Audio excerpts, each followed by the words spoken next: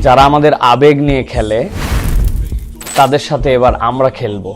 কেন? Mind it. কি হলো আবার? শোনেন নাই, এই ধোকাকোলা এটা তো ওই জায়গা।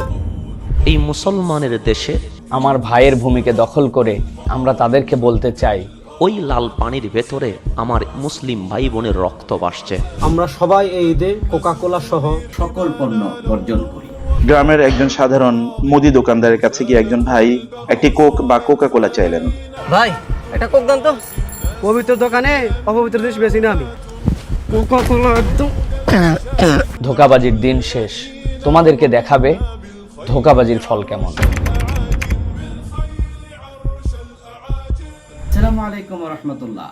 সম্মানিত দিনী ভাই ও বোনেরা, আসুন বর্তমান বিশ্বের সবচেয়ে বড় সন্ত্রাসী রাষ্ট্র ইসরায়েলের উৎপাদিত কোকা কোলা সহ সকল পণ্য বর্জন করি। আসসালামু আলাইকুম রহমতুল্লাহ বারকাতু। গ্রামের একজন সাধারণ মুদি দোকানদারের কাছে গিয়ে একজন ভাই একটি কোক বা কোকা কোলা চাইলেন। তিনি বললেন, আমাদের ফিলিস্তিনি ভাই বোনদের রক্তে রঞ্জিত পণ্য আমি বিক্রি করি না। সুবহানাল্লাহ, এটি ইমানের দাবি। যে পণ্য বিক্রি করে আমাদের ভাই বোনদেরকে হত্যা করার জন্য অস্ত্র নির্মাণ করা হয়, অস্ত্র তৈরি করা হয়, যেই পণ্য বিক্রির মাধ্যমে তারা অর্থনৈতিকভাবে শক্তিশালী হয়ে আমাদের নিরীহ ভাই বোনদের রক্ত ঝরাচ্ছে, প্রতি মুহূর্তে তাদের বাড়িঘরগুলো ধ্বংস করে দেওয়া হচ্ছে, সেগুলো আপনি কিনবেন? তাদের অর্থনৈতিক হাতকে আপনি শক্তিশালী করবেন? আরো অস্ত্র নির্মাণের জন্য, অস্ত্র তৈরির জন্য আপনি অর্থ যোগান দেবেন? আপনার ইমান কি সেই কথাকে সাপোর্ট করে? ন্যূনতম ইমানের অধিকারী যদি আপনি হয়ে থাকেন, তাদের পণ্য বর্জন করুন। এটি কোরবানির মাস, এটি কোরবানি ত্যাগের মহিমায় মহিমান্বিত হোক, আর আমাদের এবারের ত্যাগের অঙ্গীকার হোক। তাদের পণ্য আমরা বর্জন করব, যারা ইসলাম এবং মুসলিমদের বিরুদ্ধে অনন্ত যুদ্ধে অবতীর্ণ হয়েছে। আমরাও তাদের বিরুদ্ধে যুদ্ধ করতে চাই, আর আমাদের এবারে যুদ্ধ হবে অর্থনৈতিক যুদ্ধ। সেই যুদ্ধে আপনি একজন গর্বিত সৈনিক হন। প্রিয় দর্শক, গাজার কথা আমরা সকলেই জানি, রাফার কথাও আমরা সকলেই জানি। সেখানে নিরীহ মুসলমানদের রক্ত ঝরছে, হাজার হাজার মুসলমান শহীদ হচ্ছে।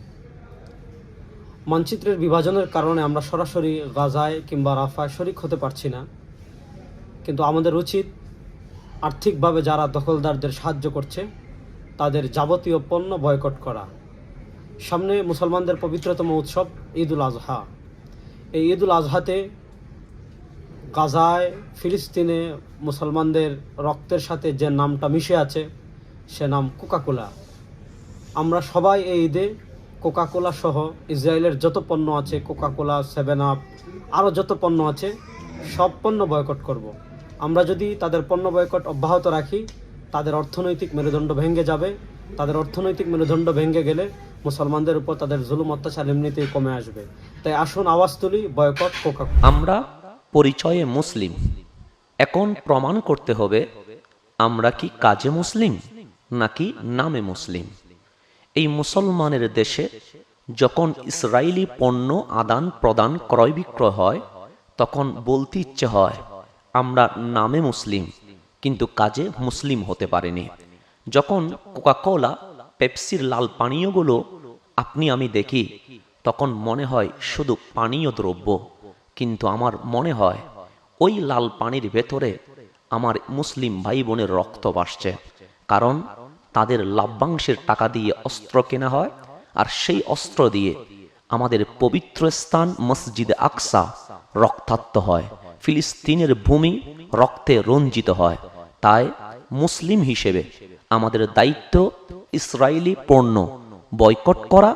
আজ থেকে আমাদের স্লোগান হবে কোকা-কোলা, পেপসি সহ যত ইসরায়েলি পণ্য সামগ্রী আছে সকল কিছু আমরা বয়কট করব। এটাই আমাদের ঈমানি দাবি। আসুন সবাই ঐক্যতার সাথে ইসরায়েলি পণ্য কোকা-কোলা, পেপসি বয়কট করি, এবং আমরা রব্বুল আলামিনের দরবারে স্বচ্ছ থাকি। আমরা ফিলিস্তিনের পক্ষে যুদ্ধ করতে না পারলেও অর্থনৈতিক যুদ্ধে আমরা অংশগ্রহণ করেছি। যারা আমাদের আবেগ নিয়ে খেলে তাদের সাথে এবার আমরা খেলবো। Mind it. ধোকাকোলা আমি খাই না, আপনি কি খান? মনে রাখবেন, এই ধোকাকোলা তারা সমকামিতাকেও প্রমোট করে এবং সকল শয়তানি এক সূত্রে গাঁথা। যারা আমার দেশ, আমার ভাইয়ের ভূমিকে দখল করে ফ্যাক্টরি বানিয়ে তারাই আবার আমাদেরকে বুঝাতে চায় যে এই ফ্যাক্টরি সেখানেও আছে, আমরা তাদেরকে বলতে চাই ধোঁকাবাজির দিন শেষ, এবার তৌহিদি জনতার বাংলাদেশ তোমাদেরকে দেখাবে ধোঁকাবাজির ফল কেমন।